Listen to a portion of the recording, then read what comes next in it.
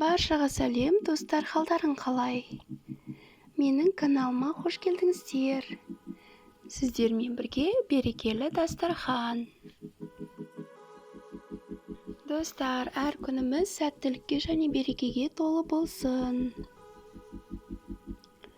Мен бүгін сіздерге өте ерекше, өте оңай духовкада салып пісіріп алатын өте тойымды тамақтың түрімен бөлісемін.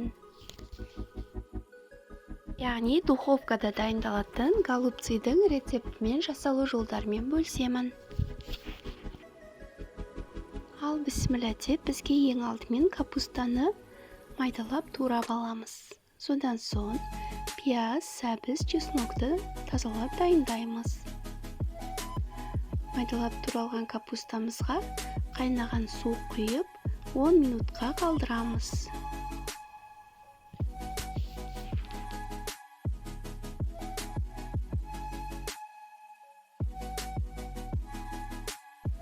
Пиязымызды, чесногымызды майдалап турап аламыз. Сәбізді теркадан немесе осылай майдалап турап алсақ болады. Содан соң табамызға пиязымызды салып, сәбізбен бірге жақсылап қуырамыз.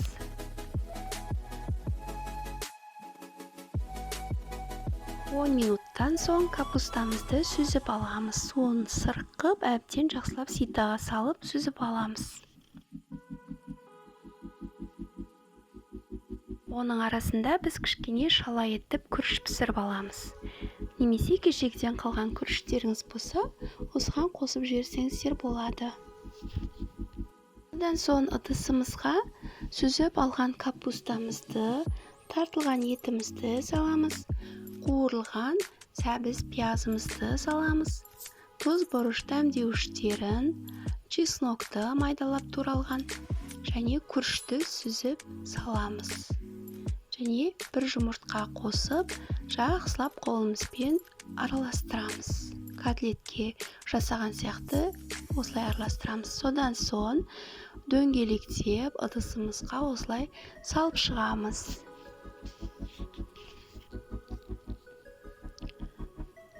Томатный соус дайындап, үстінен соусымызды құйып шығамыз.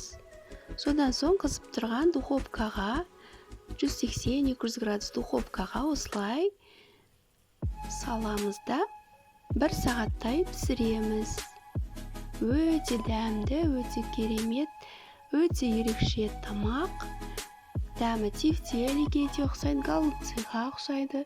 Өте ерекше, өте оңай. Достар, міндетті түрде жасап көріңіздер. Сіздерге және отбасыларыңызға ұнайды. Достар, видео ұнаса лайк басып, комментарий жазып кетейік. Менің келесі видеоларымды жіберіп алмас үшін каналға тіркеліп қойуды ұмытпаңыздар. Рахмет, сау болыңыздар.